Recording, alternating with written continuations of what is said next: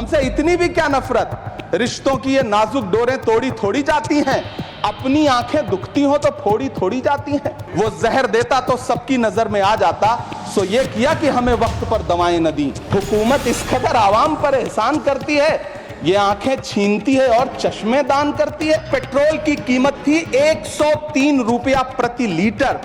आखिर इतना महंगा पेट्रोल डीजल खरीद के कौन संतुष्ट हो रहा है? 1 लीटर दूध, चाहे वो अमूल का हो या फिर मदर डेयरी का हो, उसकी कीमत 73 रुपए लीटर है। इतना महंगा बेच करके कौन संतुष्ट हो रहा है? चाहे देश में लहसुन 400 रुपए किलो बिक जाए, टमाटर 100 रुपए किलो बिक जाए, प्याज का दाम सुनकर आंखों में आंसू आ जाए, लेकिन वित्त मंत्री महोदया बजट में महंगाई का मां भी नहीं बोलती हैं। भगवान श्री कृष्ण के प्रिय खाद्य पदार्थों दही और मक्खन तक पर जीएसटी लगाती है और बात करती है मध्यम वर्ग की हिमायती होने की। अंतिम संस्कार के सामान अगरबत्ती, धूप बत्ती, केवड़ा जल, चंदन पाउडर, जौ, बताशा, काला तिल, पंचरत्न, कपूर और कफन तक पर टैक्स लेने वाली ये सरकार किस मुंह से खुद को मध्यम वर्ग का हितैषी बताती है? जिस्म की मौत कोई मौत नहीं होती है, जिस्म मिट जाने से इंसान नहीं मर जाते, धड़कने रुकने से अरमान नहीं मर जाते, सांसें थम जाने से ऐलान नहीं मर जाते। जिस्म की मौत कोई मौत नहीं होती है। श्री इमरान प्रतापगढ़ी जी 15 मिनट। धन्यवाद सभापति महोदय। कभी सुदामा पांडे धूमिल जी ने कहा था कि एक आदमी रोटी बेलता है, एक आदमी रोटी खाता है, एक तीसरा आदमी भी है जो न रोटी बेलता है न रोटी खाता है, वो सिर्फ रोटी से खेलता है। वो तीसरा आदमी कौन है? मेरे देश की संसद मौन है। सभापति महोदय, वो भी क्या दिन थे जब संसद में देश का बजट पेश होता था तो देश की सड़कें ठहर जाया करती थीं। रेल बजट पेश होता था तो लोगों की उम्मीदें रेल के डिब्बों की तरह पटरियों पर दौड़ने लगती थीं। पूरा देश धड़कने रोक करके वित्त मंत्री और रेल मंत्री को सुना करता था। अफसोस, अब बजट पेश हो जाता है, मीडिया चैनल सरकार का महिमा मंडन करते हैं और बेचारी जनता बजट के आंकड़ों के शब्द जाल में उलझी हुई महीनों बाद समझ पाती है कि उसका तो फिर से कट गया। सभापति महोदय, पिछले 2 साल अमृतकालीन बजट पेश किए गए और इस बार एक नई शब्दावली गढ़ी गई है, तुष्टीकरण बनाम संतुष्टीकरण का बजट। सभापति महोदय, सुनने में कितना अलंकारिक लगता है ये शब्द। सोच रहा हूं देश की वित्त मंत्री और प्रधानमंत्री जी से पूछूं कि आखिर किसकी संतुष्टि?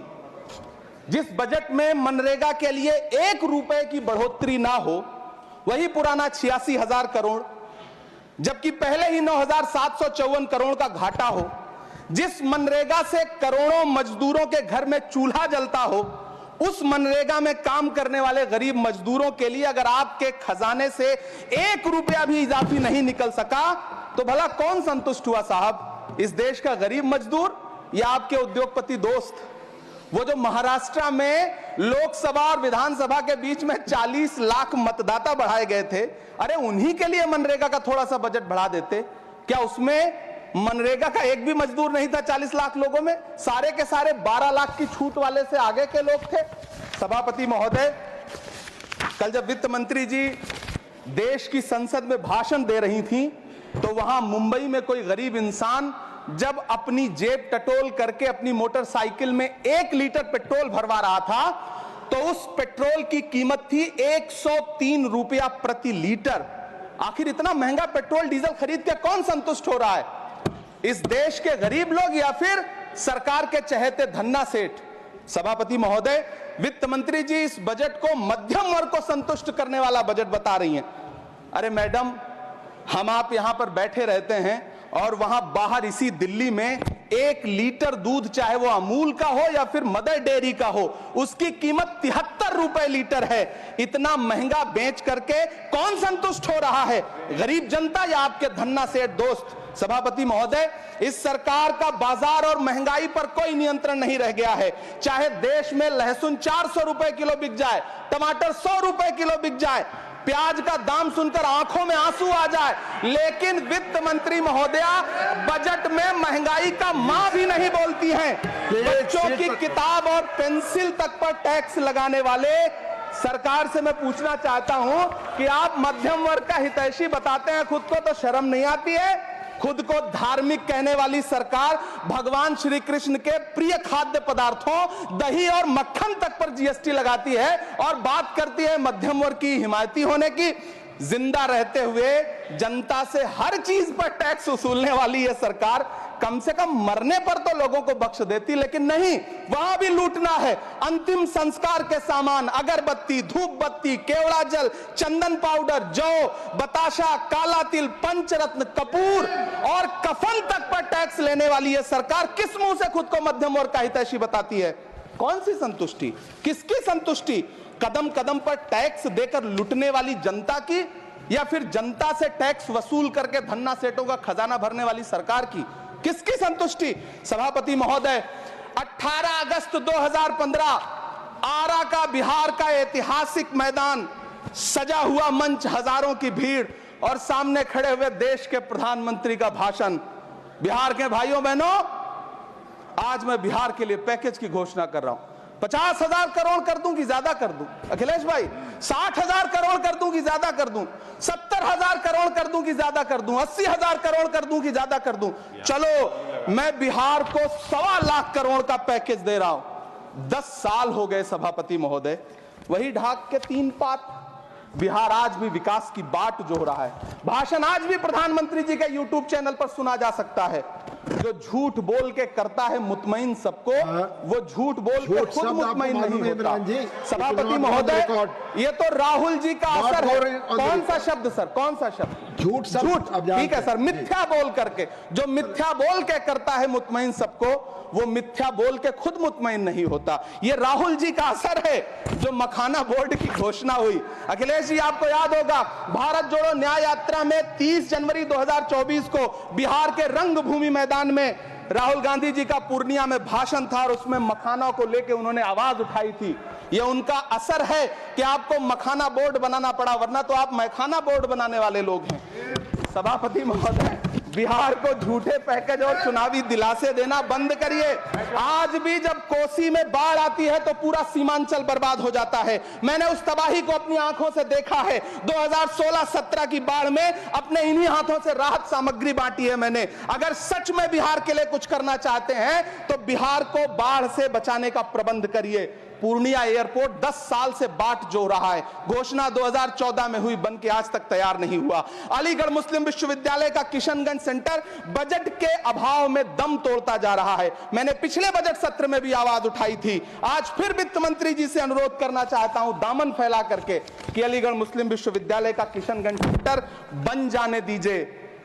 आखिर कौन सी नफरत है? यह मुल्क हमारा भी है, इस मुल्क की मिट्टी में हमारा भी खून पसीना शामिल है। हमसे इतनी भी क्या नफरत? रिश्तों की ये नाजुक डोरें तोड़ी थोड़ी जाती हैं, अपनी आंखें दुखती हो तो फोड़ी थोड़ी जाती हैं।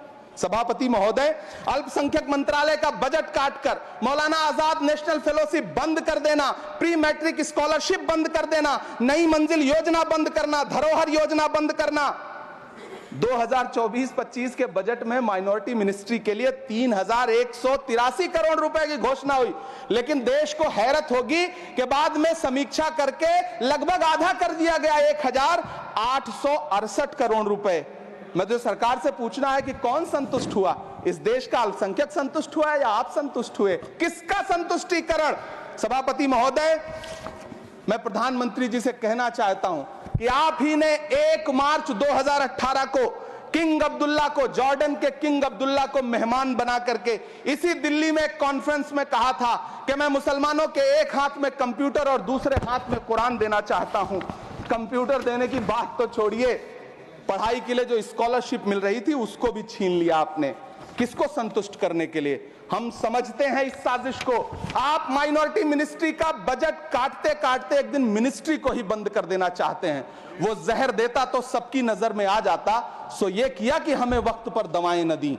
सभापति महोदय, मैं तो वित्त मंत्री जी से पूछना चाहता हूं आपके माध्यम से कि शायद आपको पता ही नहीं है कि गृहस्थी चलाने वाली एक गृहिणी की मुश्किलें क्या क्या होती हैं। आपने कभी सोचा भी नहीं होगा कि जब वो किचन में सब्जी बनाने के लिए कढ़ाई में तेल डालती है तो उसके साथ उसके आंसू भी गिरते गिरते हैं। सभापति महोदय, शायद उन्हें पता भी ना हो कि एक छोटी सी गाड़ी और एक छोटे से फ्लैट का ईएमआई भरने के बाद इस देश का एक गरीब इंसान जब अपने बच्चों की फीस भरने के बारे में सोचता है तो उसे कितनी खुशियों का गला घोंटना पड़ता है। शायद उनको पता भी नहीं है कि फसल बेच करके बिटिया की शादी का सपना सजाने वाला किसान जब अपनी फसल बर्बाद देखता है तो कितनी रातें सो भी नहीं पाता है। सभापति महोदय, शायद वो कभी इस पीड़ा को समझ ही नहीं पाएंगी कि परिवार के किसी एक सदस्य को कैंसर जैसी बीमारी हो जाए तो घर और जमीनें गिरवी रख उठती हैं लेकिन इलाज नहीं हो पाता। सभापति महोदय, इसी देश की संसद में कभी स्वर्गीय सुषमा स्वराज जी ने कहा था कि जब देश की करेंसी गिरती है तब देश की प्रतिष्ठा गिरती है। एक तरफ कोलंबिया जैसा छोटा सा देश और उसके प्रधानमंत्री गुस्तावो पेत्रो खड़े हैं जो कोलंबिया के नागरिकों को हथकड़ी लगाकर लाने वाले जहाज को अमेरिका बैरंग वापस लौटा दे रहे हैं, और दूसरी तरफ हमारे प्रधानमंत्री जी खड़े हैं जो बेड़ी और हथकड़ी लगा करके लाए गए बेटों के अपमान पर एक शब्द नहीं बोल रहे। सभापति महोदय, मैं इतिहास के पन्ने पलट रहा हूं, मुझे दो किरदार याद आ रहे हैं। एक तरफ निक्सन के 7वें बेड़े की धमकियों के सामने लोहे की तरह अडिग इंदिरा गांधी खड़ी हैं, तो दूसरी तरफ खुद ही नमस्ते ट्रंप का नारा लगाते हुए प्रधानमंत्री जी खड़े हैं। मेरे कानों में सुषमा स्वराज जी की आवाज गूंज रही है। बहुत कम बोलने वाले डॉक्टर मनमोहन सिंह ने बहुत ज्यादा बोलने वाले प्रधानमंत्री जी को जब देश की बागडोर सौंपी थी तो $1.58 का था, आज 85 से 87 के बीच में झूल रहा है। इन दिनों रुपए की अहमियत गिरती है तो न तो देश की प्रतिष्ठा गिरती है न प्रधानमंत्री की गरिमा।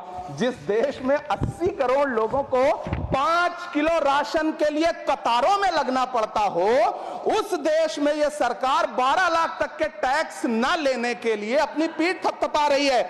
हुकूमत इस कदर आवाम पर एहसान करती है, ये आंखें छीनती है और चश्मे दान करती है। सभापति महोदय, महाराष्ट्र का भिवंडी हो, मालेगांव हो, इचलकरंजी हो, यूपी का बनारस हो, मुआयमा हो, मुबारकपुर हो, रांची का छोटा नागपुर हो, बिहार का भागलपुर हो, हर जगह बुनकरों की उम्मीदें तोड़ रही हैं लेकिन इस सरकार के पास उनके लिए कुछ भी नहीं है। मुरादाबाद का पीतल उद्योग, कानपुर का चमड़ा उद्योग, सहारनपुर का लकड़ी उद्योग, फिरोजाबाद का चूड़ी उद्योग, अलीगढ़ का ताला उद्योग, सब सरकारी प्लानिंग से तबाह हो रहे हैं।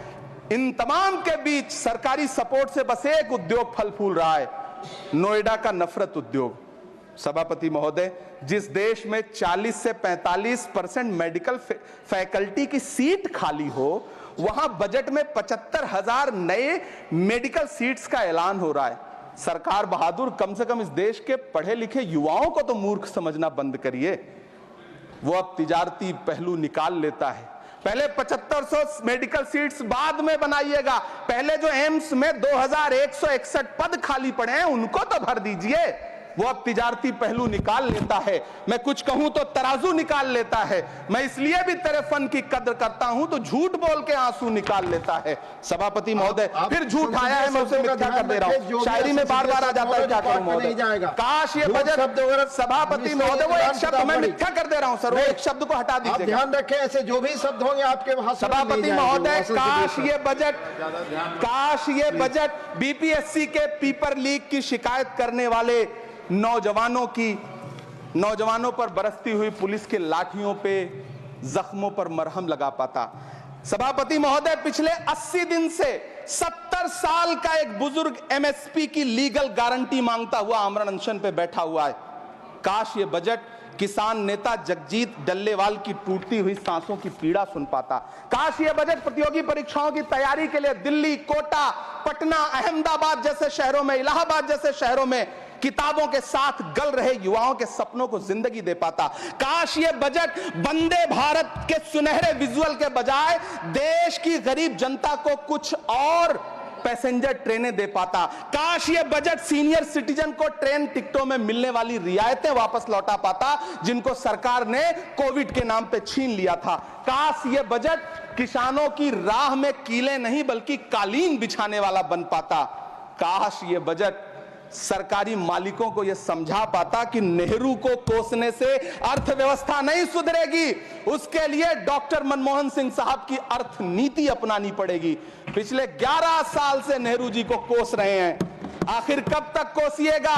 थोड़ा पंडित नेहरू जी के बारे में पढ़िए, तब पता चले कि पंडित नेहरू की शख्सियत का नाम है।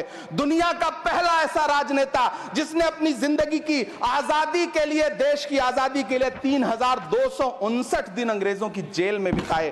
पंडित नेहरू एक ऐसे महान शख्स जिनके पिता पंडित मोतीलाल नेहरू, जिनकी बहन विजय लक्ष्मी पंडित, जिनके बहनोई पंडित रंजीत सीताराम, जिनकी बेटी इंदिरा गांधी, जिनके दामाद फिरोज गांधी, सब ने अंग्रेजों से लड़ते हुए स्वतंत्रता आंदोलन में जेल काटी। आप किस मुंह से उनकी लकीर छोटी करने की बात करते हैं? नहीं कर पाइएगा, 7 जन्मों में नहीं कर पाइएगा, क्योंकि जिस्म की मौत कोई मौत नहीं होती है। जिस्म मिट जाने से इंसान नहीं मर जाते, धड़कने रुकने से अरमान नहीं मर जाते, सांसें थम जाने से ऐलान नहीं मर जाते। जिस्म की मौत कोई मौत नहीं होती है। सभापति महोदय, मैं आपके सामने खड़ा होकर के एक बहुत छोटी सी कहानी सुनाना चाहता हूं कि महान बादशाह सिकंदर ने जब यूनान फतेह किया तो जीत का जश्न मनाने के लिए शहर की सड़कों पर निकला। तो उसने देखा कि पूरा शहर तो जश्न मना रहा है, एक फकीर सड़क के किनारे चादर तान के सो रहा है। सिकंदर को गुस्सा आया, घोड़े से उतरा, उस फकीर के पास गया और उसे सोता देख करके उसे जोर की एक लात मारी और लात मार के कहा कि क्यों रे फकीर, मैंने यूनान फतेह कर लिया, लोग जश्न मना रहे हैं और तू सो रहा है। उस फकीर ने उन्नीदी आंखों से सिकंदर को देखा और देख करके कहा कि शहर जीतना बादशाहों का काम है, लेकिन लात मारना तो गधे का काम है। सभापति महोदय, गरीब जनता को लात मारना बंद करिए। ये अमीरों के लिए बनाया गया बजट है, ये निराशाजनक बजट है। हम अमृतकाल सुनते आ रहे थे, ये अमृतकाल इतनी जल्दी समाप्त हो गया कि अब अमृतकाल का कोई नाम तक नहीं लेना चाहता है। इसलिए मैं इस सदन में खड़ा होकर के देश की वित्त मंत्री महोदया से कहना चाहता हूं कि आपने अल्पसंख्यकों के बजट में जो कटौती की है उसको बहाल करिए। आपने मनरेगा को जो स्थिर रखा है उसका घाटा 9,754 करोड़ है, कम से कम उतना बढ़ा करके फिर से उसे बहाल करिए। नौजवानों के लिए रोजगार दीजिए, किसानों को एमएसपी की लीगल गारंटी दीजिए। यही मैं आपसे अपील कर रहा हूं। धन्यवाद सर, आपने इतना जो समय दिया उसके लिए शुक्रिया। माननीय श्री बाल योगी